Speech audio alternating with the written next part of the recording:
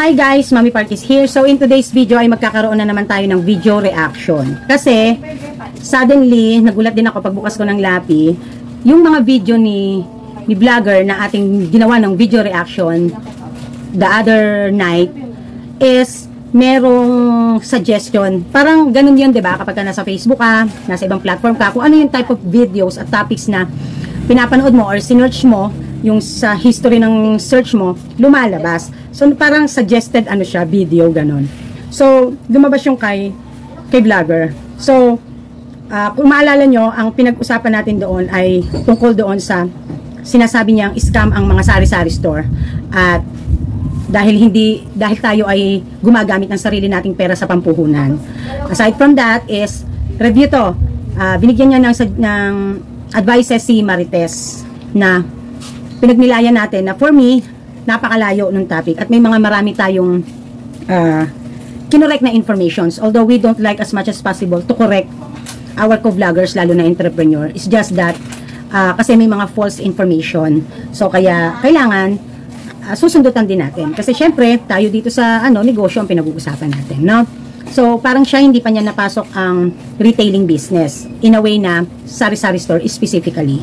So parang ang napasok na niya is manufacturing. Parang pasok sa manufacturing kasi parang meron siyang mga grupo na mga kaibigan na they venture into t-shirt, no?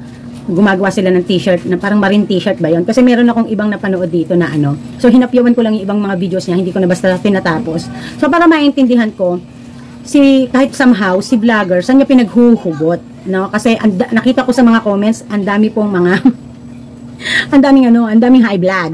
Yan. So mga maintenance nyo ha. Itabi nyo na. Okay. So, 'di ba, pinagdidikdikan niya yung cash flow at saka yung cash float. So yung cash flow, yung FLOW at FLOAT. So saan niya nga ba natutunan to at paano niya natutunan?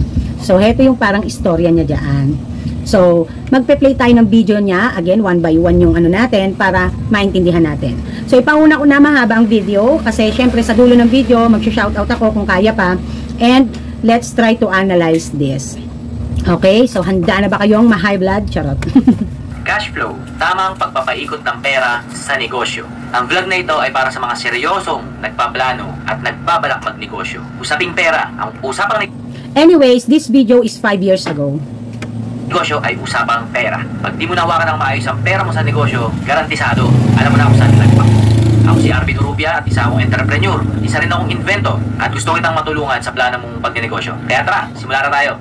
Ito kwento. Isa sa mga sinauna kong negosyo, yung software development company. Ito yung second business ko, way back mga 8 years ago. Hindi ko makakalimutan tong software development company na to kasi dito ko natutunan yung cash flow. Kung ano yung cash flow. Kung nakapag-aral ka ng accounting, malamang narinig mo na yung cash flow. Pero yung cash flow sa totoong buhay, madali lang. Pero okay. Sa accounting, matik nababanggit ang terminologies na cash flow kasi it's a part of the subjects, it's a part of the curriculum, it's a part of the whole what you call that, yung sinasabi nating module. It's all part of the course ng accountancy, ng management, business management, business administration. Sa course ko po kasi na Bachelor of Science in Business Administration, may mga majors po yan. So, sa part ko, ang major ko ay management. Meron po dyan pwede major in finance, major in economics, meron pa nga taxation ang alam ko eh. So, mas mahirap sa part ng major ko. Bakit? Kasi yung scope malawak. Aaralin ko ang finance, may finance subject kami. Aaralin mo ang accounting. Ang mahirap pa dito is yung accounting namin na subject, 6 units doon sa school ko na pinag-transferan. Wherein sa PUP, na branch ng PUP na saan ako nanggaling, ng first sem, ang unit niya ay 3 unit lang. So kaya grabe yung stress na inaabot ko din talaga sa pag-transfer ko pagdating doon sa accounting subject. Honestly speaking, kahit marinig po ito ng mga classmate ko ng college, ubod ko po ng hina sa accounting. Hindi ko nga po alam ang T-account. No? Ni best friend ko na lang ang magpapatunay niya. Na talagang kumukulta ang utak namin. At tipong sasabihin namin sa buhay namin na mag-asawa na lang tayo. At least pag sinabi ng tao na chismis tayo, at least kaya tayo huminto sa pag-aaral kasi nag-asawa. Hindi huminto sa pag-aaral dahil hindi na kinaya ng utak. Matalino din tong beshi ko mag-isip eh. Pero, awa ng Diyos na pagtagumpayan namin, pasang-awa ako. Di ba? Napaka-ironic, ano? Pasang-awa ako sa mga major subjects, pero nandito ako sa business world ngayon. Nakakatawa. So, yun nga, mahirap sa part ko sa management kasi talagang maraming siyang scope. Although, ang major niya is management, kailangan meron kang konting finance, meron kang konting accounting, meron kang konting economic subject, taxation, lahat yon kailangan meron sa under ng major mong management na course mong business administration. Okay, so most probably talaga, cash flow, matik na yan. Yung terminologies na yan ay nag-e-exist na. Pero, hindi mo maintindihan hanggat hindi mo dinanas yung problema sa cash flow. So, para mas makwento ko sa iyo o mapaliwanag ko ng mas malupit, ito istorya. Etong second business ko nga, itong software development company ko. Ito yung una kong negosyo na kumuha ko ng magandang opisina sa Quezon City. Dahil software development company to, malalaki yung amount ng project ko. Kaya kong kumuha ng magandang opisina, malulupit na tao, at kung ano-ano pang karangyaan na walang kwenta sa pagninegosyo. Isa sa mga sinaunang araw namin dun sa office na bago, nagdesisyon kaming bibili kami ng bagong aircon. At hindi lang basta-basta aircon. Dapat yung malupit na aircon, yung split type, yung inverter, yung matipid daw sa kuryente, at yung mahal na aircon. So, nagpala kaming bumili doon at bumili nga kami doon. Hindi ko makakalimutan tong aircon na to sa pagkakatuto ko kung ano ang cash flow. Ang aircon na to, na tong split type na to, ang pagbili namin sa aircon na to ay isang kabanata ng buhay ko na habang buhay na sa akin magpapaalala kung ano ang cash flow. Side bet muna tayo. Sa usaping pera, pasok din yung usaping accounting. So basic muna. Sa accounting, merong income at merong expense. Simple lang yon. Yung income, yung pumapasok na pera mula sa kita, at yung expense mula sa lumalabas na pera sa mga pagkakagastos o mga kailangang gastusan. Yun lang yung basic accounting. Income, expense. Ganun lang kasimple. Ang pagninegosyo, ganun lang. Income, expense. Pero ito yung tinuro sa akin ng aircon na binili namin. Na merong income at merong expense. Pero, merong dalawang bagay pa na hindi ganong naiintindihan ng karamihang nagninegosyo. Ito yung receivable at saka yung payable. Huwag mo nang malito. I-explain ko ng malupit to kasi kailangan mo to dahil dito pumapalpak ang karamihan na bagong negosyante. At ako na ang number 1 doon na pumapalpak dito. Okay, so meron na tayong apat na bagay tungkol sa accounting, income, expense, at saka payables, saka receivables. Ito yung kaugnayan ng vlog na to sa aircon. Dahil katulad mo, nung una ko rin narinig yung receivable at saka yung payables na yan, ayoko na lang isipin. Kasi mas madaling maintindihan lang yung income saka expense. Ganun lang. Magbenta ka, kikita ka, papasok ang pera. So kailangan mong gumastos para ma-deliver yung services na yun at yung product. So expense yun. At ang tira, yun na yung kita ng negosyo. Ganun lang kasimple. Pero ito ang catch. Ang cash flow, lagi kong nababanggit sa mga vlogs natin. Ang cash flow ang puhunan sa lahat. Ang cash flow, kaya mo magsimula ng negosyo kahit wala kang pera. Pag naintindihan natin mabuti yung cash flow, pag naintindihan natin yung cash flow, malamang-lamang na medyo iwas na tayo sa pagkalugi. So balik tayo sa kwentong aircon. Bibili na namin yung aircon. Dahil mahal nga tong aircon na to, mga 80,000 plus. May option na bayaran namin yung aircon ng hulugan o installment o monthly o may terms. 30 days, after 60 days, 90 days. Pero syempre, sa isip ko, magulo lang yan eh. Pag in-installan ko pa yan, pag binayaran ko pa yan monthly, iisipin ko palagi yan. So dahil mayabang-yabang ako at alam kong maraming pera yung negosyo ko, nagdesisyon ako na bayaran ng cash yung aircon. So buong buo, binayaran ko yung aircon ng 80,000. Wala namang problema doon. Hanggang dumating yung mga buwan na unti-unti nang nalulugi yung itong software development company. So mag-isang taon lang yung linakbay ng software development company ko at nagkandaletse-letse na. So dito pumapasok yung aral sa aircon. Ito kasi ang nangyari. Nagkaka-problema na yung software development company ko sa pera. Ang naging problema kasi ng software development company ko, meron akong cleanhouse na isang malaking project. Milyones sa isang Japanese company. Wala naman sana ang problema. Nagbayad sila ng maganda yung presyuhan, pero ito naging problema. Hindi ko na-deliver yung software na kailangan nila sa panahong kailangan nila o sa panahong pinag-usapan. Sa deadline, ito palang mga hapon, pag sinabi nila ito ang deadline, kailangan mabigay mo yung deadline. Kapag nahuli ka sa deadline, yung kada araw na nahuli ka sa pag-submit ng project sa kanila, may penalty ka. So hindi ilang araw lang akong nahuli mag-deliver ng software na kailangan nila. Ilang linggo at ilang buwan. So ang laki ng penalty ko na halos kinain na lahat ng dapat nakita ng kumpanya, pero pinambayad lang ng penalty. Ito yung catch. Hindi pa nga namin tapos yung software, yung mga developer ko pa, yung mga programmer ko, nagsilayasan pa. Bakit nagsilayasan? Kasi wala nga pera. Hindi nga ako makasingil dun sa Japanese company dahil hindi pa tapos yung software. Ngayon, wala akong pampasahod dun sa mga tao ko. Nahuli lang ako ng isang buwan. Dahil hindi ko nasahuran yung etong mga programmer ko.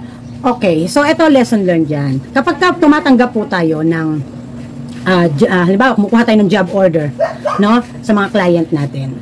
So, syempre, kailangan, meron tayong tinatawag dyan na down payment, no? So dapat iyan ang i-build up natin sa ating negosyo, na hindi tayo gagawa ng isang bagay agad-agad nang hindi muna tayo gumagawa ng kailangan nating gamitin para sa ating magiging expenses. So what I mean is ganito lang kasimple. Kasi ito services, no? So sa services kasi kung may involved na third party like the employee, so syempre magpapasahod ka. So common sense. Tapos may raratrating kayong trabaho. So wala yang iniwan dito sa pagka nagpapagawa ka ng bahay at kukuha ka ng contractor, no? Para ikokontrata mo yung pagpapagawa mo ng bahay, hihingan ka ng down payment, diba? Halimbawa naman, labor lang ang kukunin mo sa kanila at sa'yo ang materyales. So hihingi yan ng down payment pa rin kasi magpapasahod yan sa mga tao. So usually sa mga job orders na ganyan, normal ang magpa-down payment. Hindi niya kasi binanggit kung ang sistema ba ng bayaran nila ay once na matapos yung software na ano ng Japanese company na nakipag-deal sa kanya is kapag tapos ang trabaho saka babayaran. So dapat sa ganitong estilo dapat may fallback ka na. Ano yung tinatawag na fallback? Dapat meron ka ng pampaluwal. Dapat alam mo na kung sakaling ganito, ito yung time frame, dapat alam mo kung ano yung mga magiging pagkakagastusan mo. So, dapat iyon ang paghahandaan mo. Yung hindi po pwedeng makompromise. Tulad ng tulad ng materyales at pasahod sa tao kung involved ang employment. So, yon ang dapat lagi nating iniisip, lalo na pagka services ang ating ino-offer sa client. Nagsilayas ang mga nagsilayas, isang buwan lang nahuli yung sahod ko, pasahod ko sa kanila. Nag-aklas na agad, nagsibalun, di naiwan sa akin yung software na hindi pa tapos at hindi pa bayad. Ito ang connection sa aircon. Yung aircon na yun, 80,000 yun. At yung pasahod ko sa mga empleyado ko noong panahon na yun, 80,000 per month. Lahat na sila doon ilang programmer yun. Hindi ko makakalimutan kasi magkahalaga. Kasi kung sakali na hindi ko binayaran ng cash yung aircon, meron sana pala akong pampasahod sa mga programmer ko. Okay. Ang kwento niya kanina, ang kanyang company ay maraming pera. Kaya nga, na-afford niyang bumili ng aircon. 'Di ba? At dahil sa salita niya, dahil sa kayabangan niya, bumili siya, kinash na lang niya. So, how come in these mistakes, no, na ikukumpara mo ang halagang kinash mo, ang 80,000 na aircon, at hindi, yun ang naging dahilan kung bakit hindi ka nakapagpasahod ng isang buwan doon sa iyong mga tao. So, hindi medyo masyadong, for me, hindi siya gaanong ka-legit reason, no? Kasi, kapag ka nasa ganyan kang negosyo, una pa lang, job order yan eh. So, tulad ng sample ko kanina, para lang yung, pag may nagpagawa sa iyo kung ikaw ay contractor at may nagpagawa sa iyo, syempre humihingi ka ng down, no? Halimbawa naman, kung half naman ng pinatatrabaho sa iyo ay na-i-deliver mo na i-turn over mo na, ay pwede ka na sigurong makahingi hanggang half, no? Kung sa down payment, magda-down siya ng 20% sa una, and then nagawa mo na yung kalahati, hihingin mo na yung 50% ng kanyang bill sa iyo, yung bayarin. So, dapat dito, una pa lang, inayos na niya. Nilagyan na niya ng schedules kung ano yung mga possible na magiging expenses na sa tingin niya ay wala pang magiging balik, wala pang papasok na pera pero may papaluwalan. So included na dyan ang materials, expenses, like employees. Okay? Nung huling buwan na walang-wala ng pera, may cash pa sana akong 80,000 na pambayad sa pampasahod sa akin. At hindi sana sila lumaya sa kumpanya ko at sinisisi niya yung aircon na ginawa niyang cash ang bayad dahil wala na siyang pampasahod sa mga empleyado. Again, ang sinabi niya kanina, kung narinig nyo, yung company niya, dealing millions. Yung company niya ay maraming pera. So, ibig sabihin, merong stock na pera. So, papaanong nangyaring ganoon na isisisi sa aircon? Dapat, isisisi sa sarili niya. Although, aminado naman siya na may pagkakamali siya. Ako sana nila yung project at hindi ako naiwan mag-isa. At mula nun, sinigurado ko ng dapat alam ko kung ano yung Okay, alam nyo, hindi basta-basta lalayas ang employee, lalo na kung maganda ang compensation niyan, at lalo na kung kahit papaano man lang, sinusundutan mo na isang buwan ka ba namang nagtatrabaho nang wala kang ibinibigay. Kung mga pamilyado yan, kung may binubuhay, may pangangailangan, o dapat, kahit papaano, pinapasahuran mo. 'Di ba? So, ito ay yung responsibilities mo bilang may-ari ka ng negosyo. Alam niyo po ba, hindi ko naman sa pinag-aano, kahit maliit lang ang negosyo ko, hindi baling walang matira sa akin, basta mauuna ang sahod ng empleyado.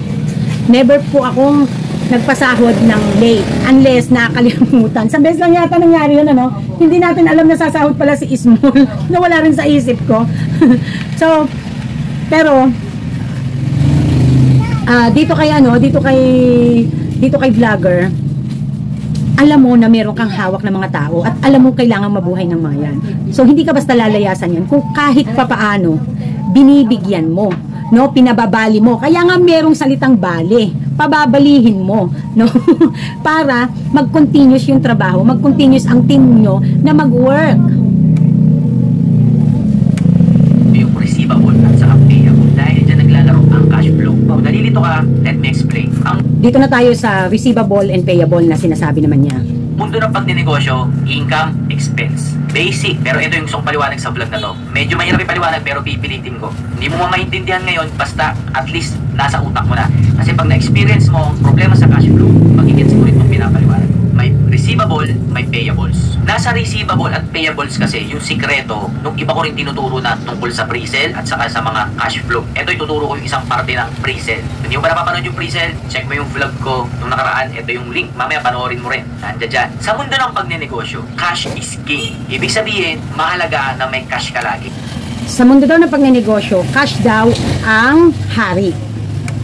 Yung cash, hindi lang yan resulta ng income, ng benta mo. Yung cash, resulta yan ng pagpapaikot mo ng pera, ng cash flow mo. Sa usapang cash flow, may tatlong bagay dyan na importante. Number one, much better na kunin mo na lahat ng kailangan kunin na pera sa iba. Ibig sabihin, yung mga advance payment ng customer mo, yung mga bayad nila pero wala pang produkto, kailangan lahat masingil mo yun. Mas mainam na yung income mo makuha mo agad. Wala kang receivable. Yung receivable, yan yung tumatalo sa mga tindahan. Yung pautang ng pautang. Mainam yung negosyo mo, walang uutang. Walang umuutang sa'yo. At pangalawa, marami kang payables. Ibig sabihin, katulad ng aircon ko, hindi ko babayaran yung aircon ko ng cash. Pagkos, babayaran ko yun ng installment. Para meron akong maraming payables. Marami akong utang. Marami akong babayaran. Pero usaping utang, papaliwanag ko yung mamaya.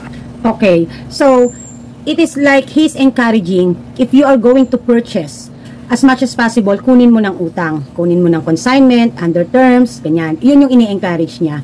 Na parang nang sa ganon, ay mapakikinabangan mo na yung benepisyo ng produkto or benepisyo ng serbisyo nang hindi ka pa nagbabayad nito. Okay? So, ito case-to-case basis. There are some companies or na meron silang prinsipyo na they rather buy cash. It is because ayaw nila ng tubo. Applicable lang itong mga ganito na kung hindi pa kaya ng negosyo mo, dapat baka at kailangan mo na ang isang bagay na i-purchase, ay idaan mo sa terms or kaya idaan mo sa utang. So, I'll give you an example of this. Kung naalala nyo, kailangan ko ng another chest freezer. So, instead na upright refrigerator ang kunin ko, chest freezer ang kinuha ko. Why? It is because I want to sell frozen products nung bago pa ako dito. So, I think mas fit iyon kesa sa upright. Kasi meron naman na akong existing dalawang upright na refrigerator nung nag-start up ako dito. So, nasa vlog ko yan. So, di ba, dahil hindi ko siya afford ng cash, meron akong pang down, pero hindi ko siya afford ng cash. At gusto ko nang mag-start up kasi tumataas na yung demand. So, if I am going to get the chest freezer in installment with 20% down payment, mas fit siya sa akin. Mas kaya ko siyang bayaran. Mas capable akong magbayad. Even, meron siyang tubo. Kasi, aaralin ko muna kung ang kikitain ng aking, kung magkakaroon ako ng probability na kikitain ng chest freezer, kung maglalamanan ko ng frozen, ay mako-compensate ba? Or sa kabuuan ng negosyo ko, na magbabayad ako monthly bill ng aking inutang na chest freezer, ay kayang bayaran. So, aaralin mo muna before you commit. kaya ko bang bayaran kung sakaling iutang ko? Kaya ko kaya yung installment monthly kung sakaling mag-down lang ako tapos iutang ko para lang magkaroon na ako ng isang machine or para lang magkaroon na ako ng isang chest freezer kasi kailangan na dahil ang lakas ng demand, ang taas ng demand. Kasi nag-aano na ako ng frozen products nagtitinda na ako. Kaso hindi kasya doon sa taas ng aking mga upright refrigerator dahil meron pa akong yelo. So if I am going to have a big chest freezer, marami siyang makikater na produktong mai-stock. Yelo, frozen, at mga ice candy. So, kaya pinagdesisyonan ko siya. And since, bago ko naman pinagdesisyonan yon, tumadaan sa trial and error method ang tindahan dahil bago-bago pa lang ako noon. So, nakikita ko na nag-i-increase na ang aking sales. Tumataas na ang sales ko. Kung una, nagre-range lang sa ganito, nag-range na sa ganito, nag-range na sa ganito. So, improving. Hindi siya pababa, pataas. So, ika nga parang, di ba, lagi kong sinasabi, I always have a good problem. Kasi nga, pataas ng pataas yung demand, hindi ko maibigay yung demand. Kasi nga, na-overwhelmed ako dahil aminado naman ako when I started here, hindi ako ganun kahanda when it comes to capital. Dahil hindi ko naman talaga intention na magtindahan. Gusto ko lang ma-dispose din na yung mga natira kong paninda way back when I was in my old store and dishwashing ang gusto kong i-go dito. However, dahil nga sa circumstances na nangyari or sa good problem na nangyari rather, na kailangan ko na nung chest freezer. So, dahil hindi pa kaya ng sarili kong pera, kahit may sarili akong pera ipaluwal, hindi ko kaya, nag-go ako doon sa installment. So, nagdidesisyon muna at pinag-aaralan ko muna yung flow ng magiging cash in, yung magiging sales para mag-commit ako doon. So, aaralin muna ang financial status or sales, yung range ng sales mo before you commit in that obligation. At pangatlo, dahil wala kang receivable, may utang sa'yo, at pangalawa, marami kang payables, marami kang bayaring mga gamit o kaya mga equipment na magpapasok ng pera sa'yo, na babayaran mo pa sa future, ang resulta niyan, marami kang cash, meron kang cash, pero tong cash na to, hindi to sa'yo. Ang tawag dito, cash. Okay, yung kanyang sinasabing nagkaroon siya ng maraming cash, it is because wala siyang receivables na transaction, like walang pautang, and also, pag may mga kailangan na expenses, hanggat maaari, idadaan sa utang, nang sa ganun, walang mag-a-out na pera. So, pero later on, merong obligations na terms. However, ang inaano niya doon ay may hawak ka ng pera nang hindi ka napeperhisyong maglabas ng pera. Kundi puro papasok yung pera ng moment na yon. Float, cash float. Kasi sa gitna. Ang tawag daw doon ay cash float. So, okay. So, ano ba muna ang cash float? So, ang cash float ay ang pera, cash, or written checks na hindi pa nasasabi kung ito ay magiging debited or credited. Kung magiging utang ba, magiging kita na ba. So, in between that, ang tinatawag naman natin na net float, no? So, meron po tayong disbursement cash float, meron tayong collection cash float, at meron tayong net cash float. Sa net cash float, yan po ang difference ng mangyayari kay disbursements and kay collection. Pero ito po, usually, yung sinabi kong meaning na yan, gumagana yan sa mga company, sa malalaki ng mga negosyo, at depende po sa transactions. Tingnan natin kung bakit sinabi niyang cash float, ang tawag doon, F-L-O-A-T. Nakahang, nakalutang.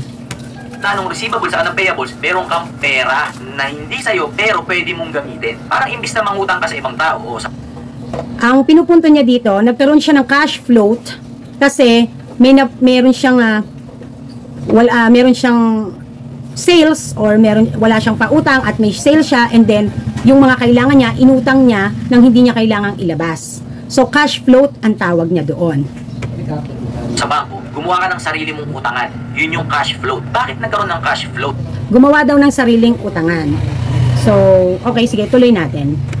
Sa usaping pre-sale, yung customer mo nagbayad na sa'yo agad, pero kukunin mo pa lang yung produkto mo sa iba, tapos yung pagkuha mo ng produkto mo sa iba, hindi mo pa agad sila babayaran. Sasabihin mo sa kanila na babayaran mo sila after 30 days o kaya after 90 days. Ibig sabihin, sa loob ng 30 days, yung binayad ng customer mo, kung nagbayad siya sa'yo ng 5K, sa loob ng 30 days may 5K ka. Meron kang cash float, meron kang tabing pera, cash float, pero hindi sa'yo hindi mo pambili yan ng luho mo, hindi mo yan pambili ng bago mong kotse o kung ano-ano man. Sa negosyo yan, cash float dyan. Dahil cash is king, mainam na may hawak ang cash kaysa sa...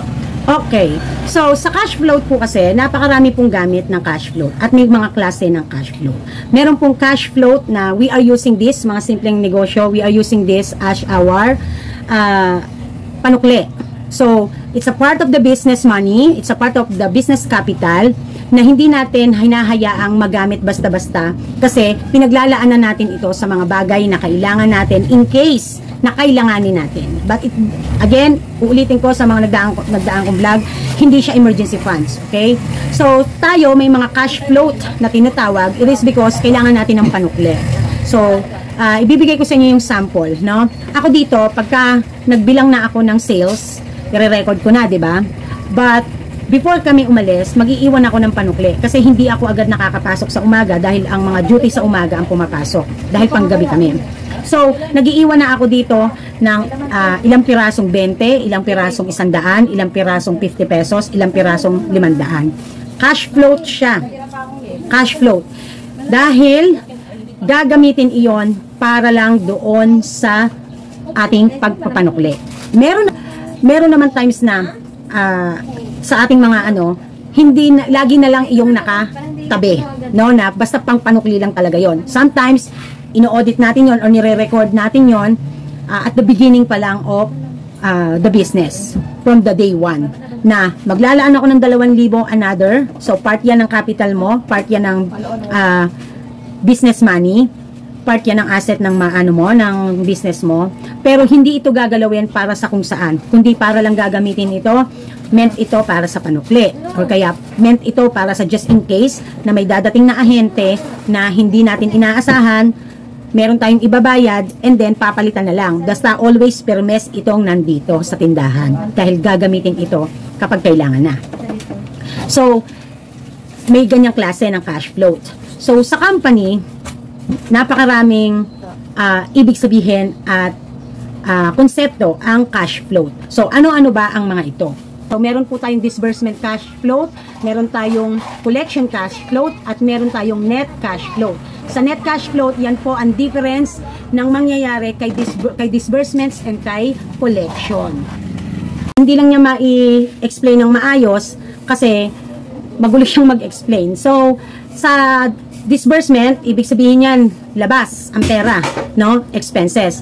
Kapag collection naman, is revenue yan. Kasi, you're going to collect. So, minsan, meron tayong tinatawag na, let's say for example is, si ahente, nagbigay sa akin ng items. And then, binayaran ko siya ng cheque.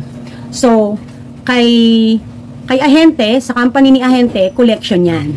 No? Sa part ko naman, kasi magbibigay ako ng magbibigay ako ng cheque, then may collection siya, cheque.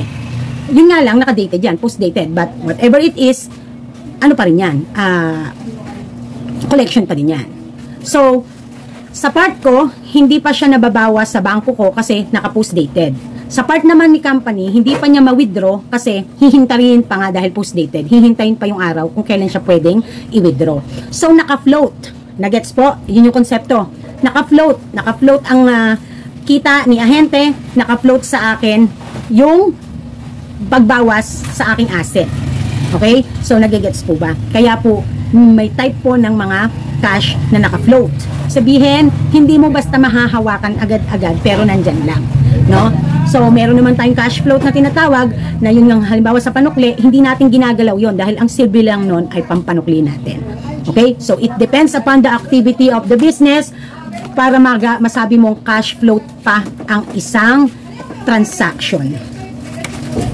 sa wala. Kasi katulad nung nangyari sa istorya ko dun sa software development company ko, kung may hawak akong cash na 80,000 nung panahon na yun, hindi nagsilayas yung mga programmer ko. Pero dahil wala, lumaya sila at nag-domino effect na lahat. Hindi tapos ang project, hindi ako nakasubmit, lumalaki palalo yung penalty ko sa Japanese company na to, patong-patong ang problema. Pero kung may 80,000 ako, kung yung aircon na binili ko, hindi ko binayaran ng cash. Bagkos binayaran ko ng payables, installment, may cash ako sa emergency pagkakataon. Kaso hindi ko nga ginawa dahil tamad akong mag-analyze ng receivable. Bakit kaya mas magandang mag-focus sana doon sa current assets, no?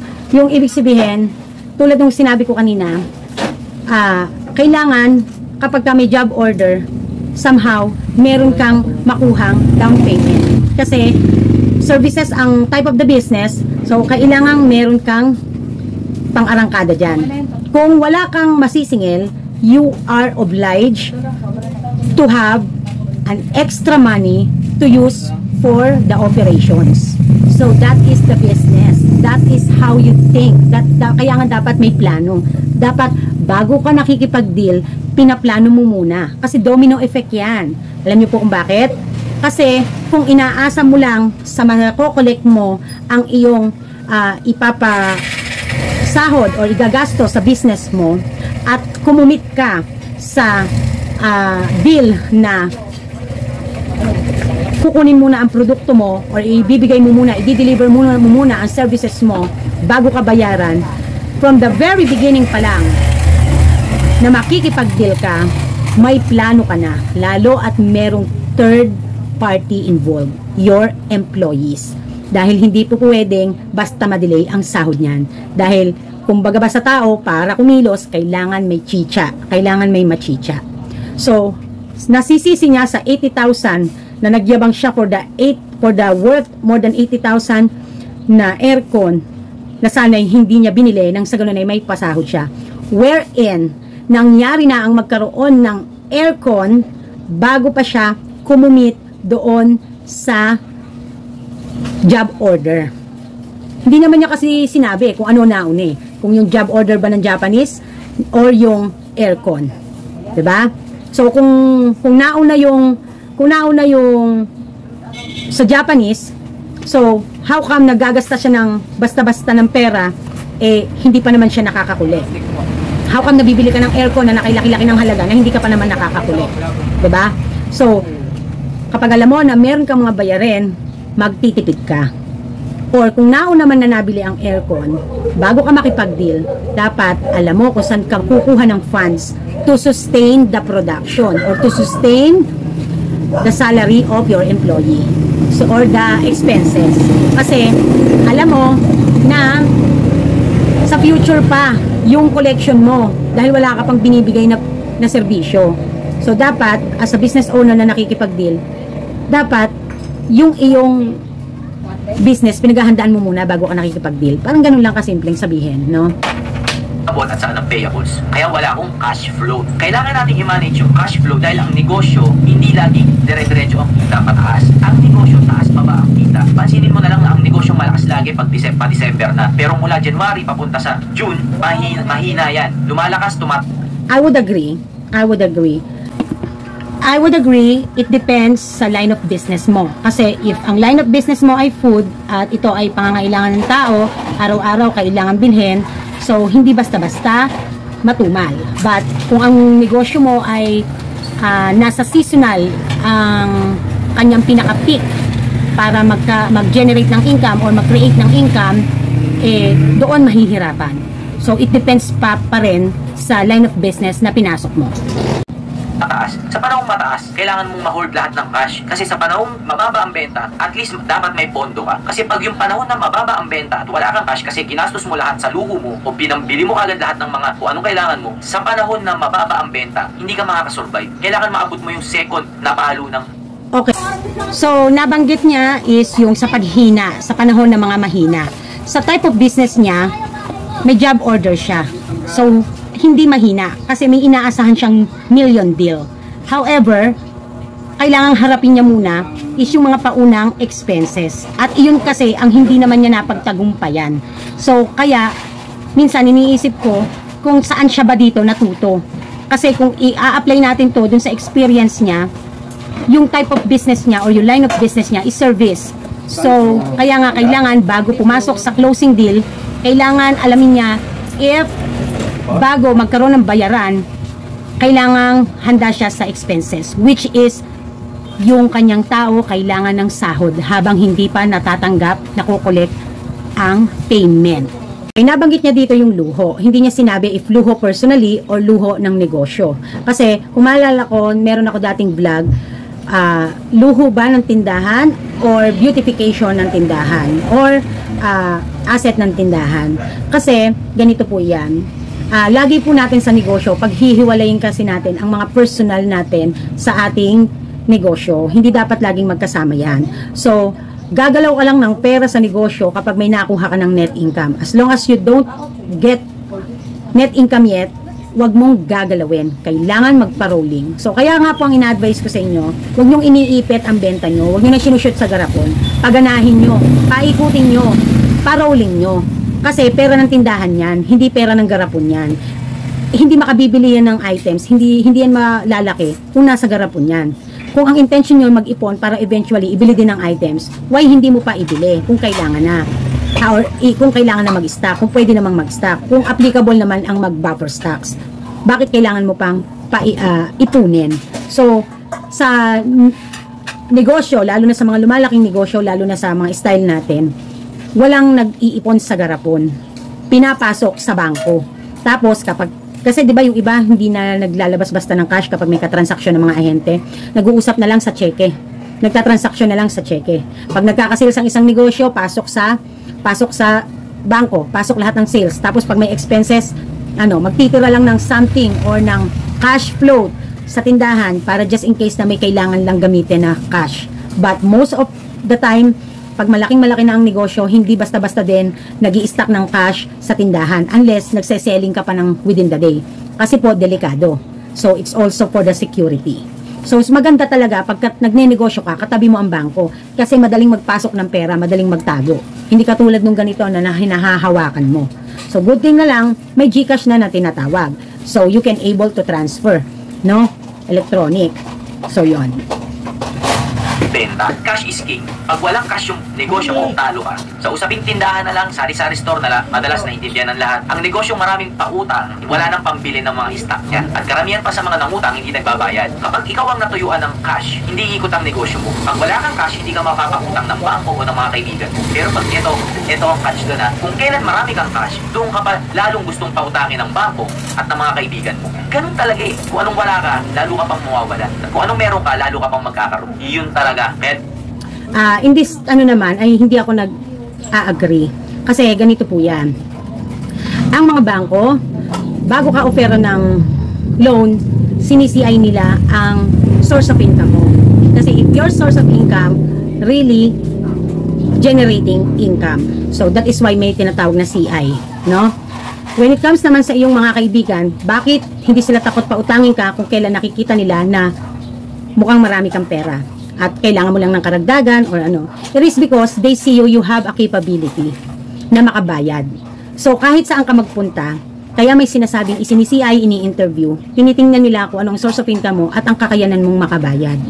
So, yung kanyang mindset dito and principles ay napakalayo sa realidad ng buhay na yun ang tamang gawin. Kasi kahit ikaw, kung maging business mo ang pagpapautang, bakit mo bibigyan ang walang-wala?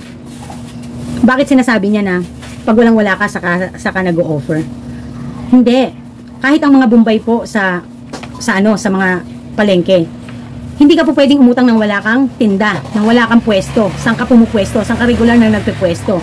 Kahit nagtitinda ka lang sa bangketa, bibigyan ka niyan. Gusto mo kahit 100k, basta nakita nila na you are capable to pay. At lalo na kung sila ay, lalo na kung nakakakuha ka na sa kanila ng paunti-unti, palaki na ng palaki yung pwede nilang i-grant sa'yo. Even mga Bombays, titingnan muna kung may source of income ka bago ka nalagbigyan. Walang magpapautang sa'yo nang wala kang pinagkukuhanan. 'Di ba? Napakasimpleng lang yan, napakasimpleng principles.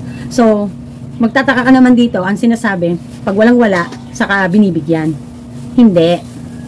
Naiisip nyo lang na ganon kasi kailangan nyo ng pera pero wala kayong mautangan, walang funds na makakuhanan, no? So, walang negosyanteng umuutang ng dahil sa hindi gagamitin sa negosyo. Unless, you intend na mangutang kasi gagamitin mo naman sa personal. So, ano ang titirahin sa iyo para makapasa ka kung gagamitin mo sa personal ang pag-utang mo? Source of income mo. So, kaya kailangan galingan mo sa negosyo para pag pinakita mo kung ano ang source of income mo, madali kang makapasa, madali kang makakuha.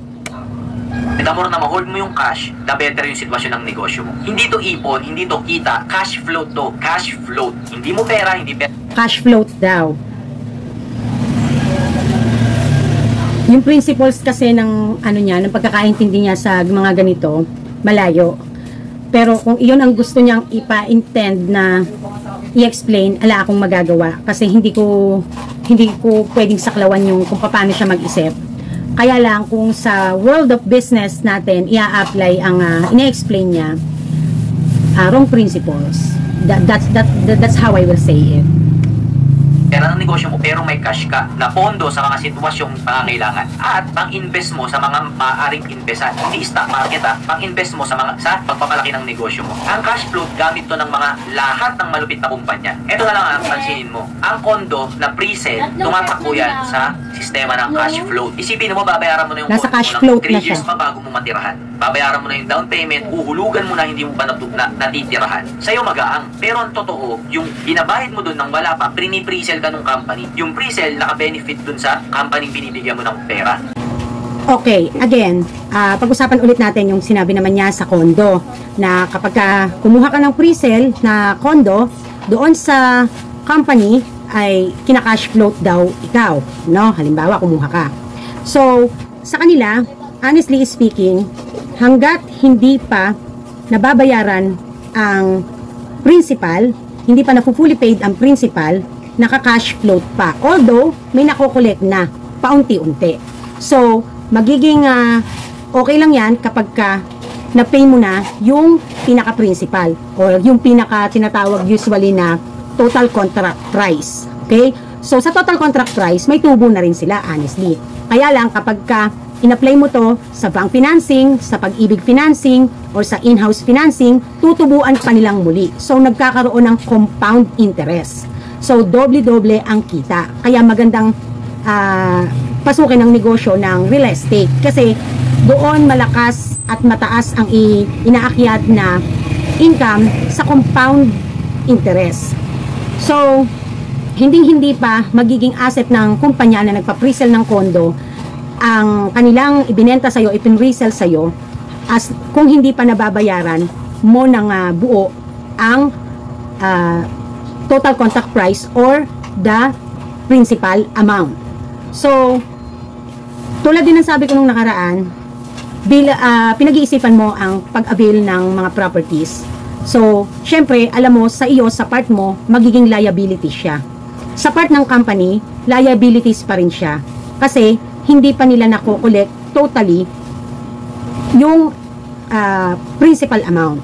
Ngayon, pumapasok yung pera kapag na-avail ng isang client ang isang property ng in-under na ng bank financing or pag-ibig financing. Why? Kasi babayaran na ng pag-ibig or babayaran na ng bangko ng buo yung property na hindi mo mabayaran ng buo ng cash. So babayaran iyon ng bank financing or ng pag-ibig financing saan man nakapasa ang application doon kay developer or doon sa kumpanya. So in that moment, kumita na ang company. Doon pa lang masasabing kumita na sila. Kaya hindi po pwedeng sabihin kinash float ka ng company. Kasi yung sinabing example na condo, kapag yan ay nai-apply na into bank financing and pag-ibig financing nakapasa, makukuha na nila ang kanilang collection. So, sa'yo, liabilities. Dahil, kumuha ka ng property na pre-selling. Naglalabas ka ng pera nang hindi mo pa napakikinabangan yung binabayaran mo. Kumbaga ba, magiging purely asset lang yan if binabayaran mo, nagiging sayo, or bayad mo na, fully paid mo na at naging sayo, and then ginagamit mo sa negosyo to generate income. Okay? So, sana hindi na pinapasok pa yung mga ganyang topic sa ganito kasi ang ating ang kalakaran ng pinag-uusapan nating konsepto at principles ng negosyo dito ay transaksyong kaliwaan, no? So in the first place pa lang na nagba-vlog siya sa yung sinasabi niya dito, ito yung direct selling na tinatawag. Kasi sa line of business niya, services siya. Sa line of business naman natin, natulad ko, direct selling, retail. Kasi kakabig ako pag nagbayad ang customer. So napakalayo ng principles, approach, and application ng pre-sell sa talagang itinutumbok na kung ano bang line of business ang tinutukoy natin dito. Ito yung nahihirapan ako sa kanyang i-analyze siya kasi ang dami niyang pinapasok na topic na wherein tumbukin muna kung ano ang line of business. Eh di ba ang pinag-uusapan dito, kinukwento niya dito, is yung kanyang natutunan ng dahil sa kanyang negosyo na pagbibigay ng service wherein software, no? Software developer sila. So kaya dapat focus lang doon kasi magkaiba ang approach ng mga real estate sa service. Okay? Bago magsimula ng vlog, dapat, eto tatandaan nating mga vlogger, lalo na ang mga aspiring or arising business coach ha. Kapag ka nag-vlog, dapat automatic tumbukin kung ano ang line of business na magiging highlight ng topic. Huwag nang isali pa yung iba't ibang principles unless talagang related direct doon sa pinag-uusapan. Kasi kung hindi naman direct at hindi parehas ng approach at ng application, especially the principles, malilito ang manonood. Hindi maiintindihan totally. Natapos na lang ang vlog mo, hindi maiintindihan basta-basta ng manonood.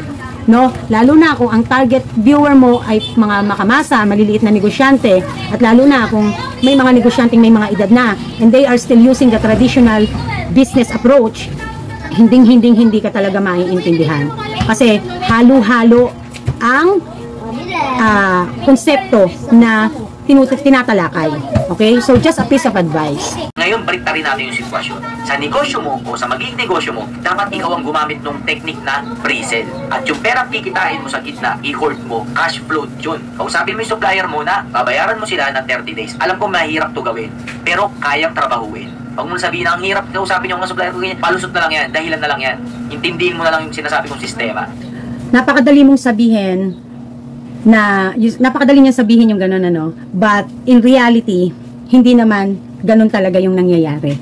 You really have to work out your business, the credibility of your business para makita ng mga gustong magpautang sa iyo, magbigay ng terms sa iyo na you are capable to pay.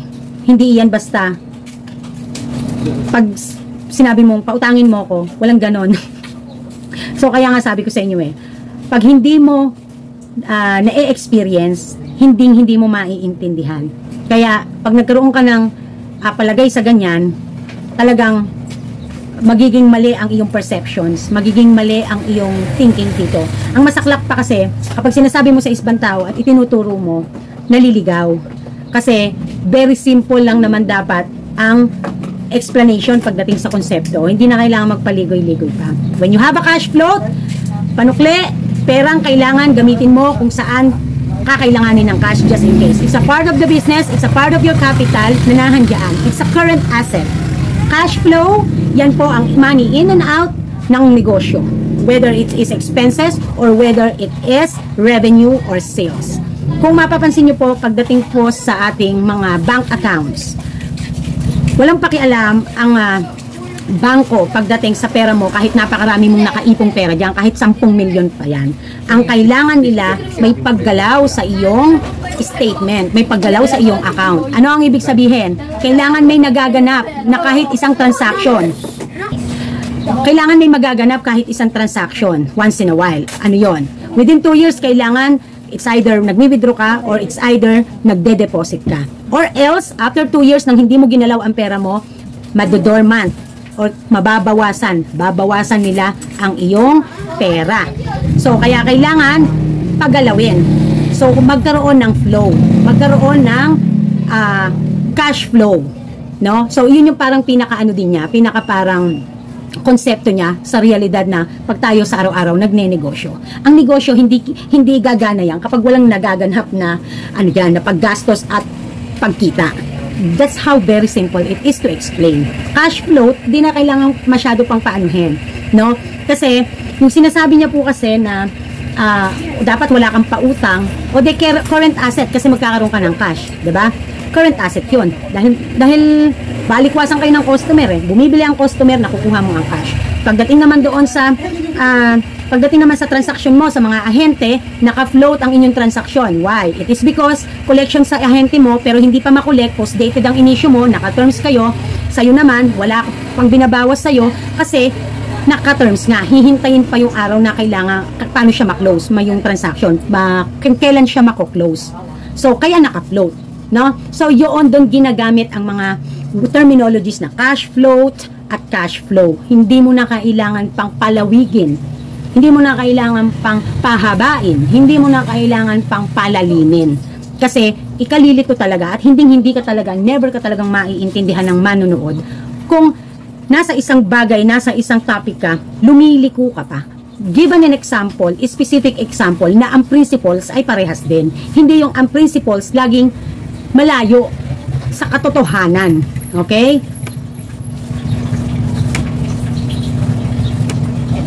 Kasi itong sistema ng mga matatagumpay na negosyo. Pansin mo yung mga inject, yung mga hardware. Lahat yan may 90 days, may 120 days kang bibigay sa yung terms. Oo, may konting tubo sila doon. Pero kung kukumputin mo, mas maliit yung tubo na yung kaysa sa umutang ka sa bangko o umutang ka sa Bombay. Na hindi ko marirekomenda na umutang ka. Galit ako sa utang dahil nagkadeleche-leche ako dyan. Dahil siya sa utang kasi nagka-leche-leche siya. It is because hindi niya ginamit sa tamang, hindi niya inayos ang kanyang activities, ang kanyang paggalaw. No, walang masamang umutang as long as you can able to pay it. And as long as you are using it to generate more income. Kasi kung pangbabayad mo din ay yung kikitain ng negosyo doon sa isang pinurchase mo or sa inutang mo, dapat doon mo din siya gagamitin. Or else, if it's personal use, dapat sa net income ka lang gagalaw ng pera ng negosyo. So, di ba, kaya kahit dati pa noon, mag-ipon kayo sa net income kayo kumuha. Bumili kayo ng gusto nyo, sa net income kayo kumuha. Kumakain kayo, kumukuha kayo ng items sa tindahan, bayaran nyo kasi items yan ng tindahan, negosyo yan. Sales yan ng tindahan, bayaran nyo. Since kumikita rin naman kayo kay negosyo. So, kung ano ang kinikita nyo sa negosyo, siyang panggastos nyo, ng personal nyo. Okay? So, yun yung lagi kong pinopoint out, diba? Nang sa ganon, hindi kayo magkakaleche-leche. Dahil sa utang, imbis na And additional, I also agree na mas i-encourage ko kayo na doon kayo magkaroon ng utang or magka-terms sa mga nagbibigay sa inyo ng supplies. Wherein, iyan kasi talaga naman ang gumagana. Kaya nga nagkaroon ng consignment agreement, ng terms, kasi yun yung mga nakakatulong na mabilis makapagpalaki ng mga negosyo dahil nakakakuha ng consignment. Imagine, your lack of capital but there is a willing agent to give you an consignment terms or whatsoever pa man yan, post-dated ang payment. You can able to sell, you can able to cater your customers nang meron kang items parate at hindi mo kailangan maglabas ng cash. So, I agree sa ano niya dahil yan din naman ang gumana sa akin na nakapagpalaki ako nang hindi ko kailangang maglabas ng malaking cash. Pero hindi ibig sabihin hindi ako gagamit ng cash para mamuhunan. That is a very different story naman. Okay?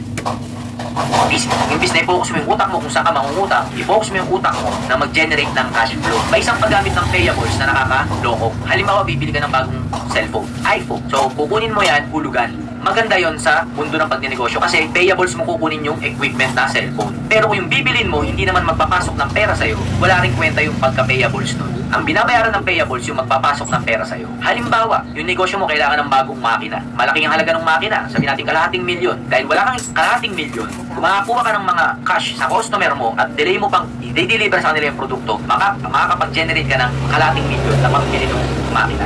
Sa istorya ng isang negosyo ko, yung car ko, nagsimula kami ng walang makina. Ginawa namin, nagbenta kami ng produkto namin sa 20 tao. At yung 20 tao na yun, siningil kagad namin at sinabi namin sa kanila na i-deliver namin yung produktong binenta namin sa kanila sa loob pa ng isang buwan.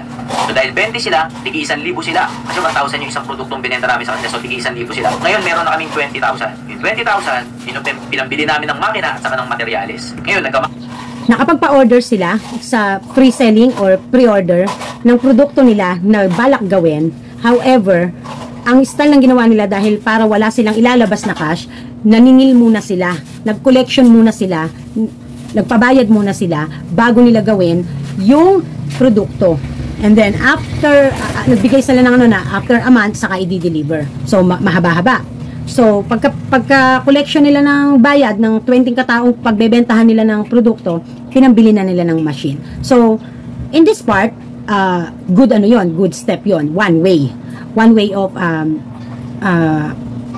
to produce a capital ng hindi mo kailangang literal na mag-produce ng capital. Okay? So, magandang strategies yon. So, that is yung parang pinupunto niya na pre-selling technique or pre-order technique. Makina na kami, nagka-materialis na kami, at after 1 month, saka namin dineliver yung produkto dun sa 20 tao na yun. Pero syempre, pumayag sila dahil mga kaibigan namin sila. Pero yun yung example ng cash flow na... Okay. Pumayag sila dahil mga kaibigan. So, ibig sabihin, this is not applicable to everybody. Like what I said sa last vlog natin, walang papayag na basta-basta na magbabayad sa'yo or magpapautang sa'yo ng produkto or ng pera tapos wala pang nakikita na produkto or wala man lang nakikita pang modelo or wala man lang pang nakikitang gumagawa talaga kayo nito. Okay? So, sinabi niya na sa mga kaibigan nila yon. So, this is all about gumana din ang goodwill. So, gumana din ang good faith, in good faith, no? So, pumayag yung kanyang mga kaibigan in good faith dahil mga kaibigan sila. So, itong dalawang term na to ay gumagana ito doon sa mga agreements na nasa parang pumapasok ka dun sa tight situation na baka mamaya madispal ko ang pera or kaya naman ay baka ikaw ay ma-scam, no? O maloko. So, it is because of friendship may pumasok na goodwill and in good faith na agreement. Although goodwill and good faith is not literally agreement meaning. It's just that kaya nag-go yung transaction na yon, it is because mga kaibigan yon may trust, no? So sa business terms talaga, yan ay yung mga tinatawag na goodwill and in good faith. Malupit na pag-handle ng cash flow. The more na konti ang palabas mong pera, the better. The more na mas mabilis ang pasok ng pera, the better. Hindi yan sa dami ng benta o sa konti ng gastos. Dahil may dalawang elemento pang dapat ingatan. Yung receivable at yung payables. May catch ka lang. Okay. So, dito niya in-explain yung tungkol doon sa gumawa ng cash flow na hindi kailangan ang mataas na benta at maliit na expenses. Well, kung pagsasabihin natin kasi in general advices, hindi ito applicable sa lahat ng klase ng negosyo. So, applicable lang to sa nangyayari sa kanya. Hindi ito applicable sa lahat ng uri ng entrepreneur, sa lahat ng uri ng line of business. Okay? So, huwag masyadong ma-overwhelmed kasi hindi lahat ng line of business pare-parehas ng approach at application and situation and scenarios. So, kaya sinasabi niya to, this is because applicable sa kanya. No? Kung ikaw ay nakikinig na sari-sari store owner, business owner, hindi ito lahat applicable sa iyo. Sa atin, sa negosyo natin, sa line of business natin, ang kailangan natin para maganda ang cash flow is makabenta. Kasi direct selling tayo. Kaliwaan tayo ni customer. So, there's no such things as magkakaroon tayo dito lagi ng payable and receivables unless lumalaki na tayo. Kasi pag bago ka pa lang, iiwasan mo ang payable, ang utang. Iiwasan mo naman ang receivable, no? Receivable na nagpapautang ka, payable na kumukumit ka ng mga terms para magkaroon ka ng supplies. So, sa mga beginners, hindi to uubra, hindi to applicable. Pero, kung ito ang line of business mo, retailing, direct selling. Pero, kapag ka ang negosyo mo ay lumalaki na at kaya mo na sa tingin mo ang magpa-utang, that is totally okay. However, ingat lang kasi the stress begins pagka nag-start ka ng magpautang. That is the truth, no? Etong real talk sa ating mga Pilipino. Tayo kasi, pag nagkapera tayo, pag may nahawakan tayong pera, nakdatedeng, hindi mapakalik kung saan gagastusin, hindi mapakalik na bumili ng ganito, bumili ng ganyan. Wala kang pera ngayon, hindi naman dahil sa wala ka talagang pera. Wala kang pera ngayon kasi ginastos mo na agad. Pwede mo sabihin na kulang talaga yung panggastos sa iba. Hindi kulang ang panggastos sa iba. Atat na atat lang tayong gastusin kung anong meron. Okay. So, eto naman, sisingitan naman ng explanation ng tungkol naman sa personalidad ng tao.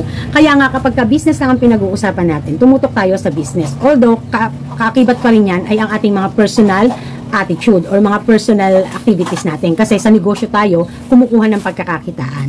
Kaya nga, laging unang ina-advise, ilayo ang iyong personal na expenses sa iyong business expenses.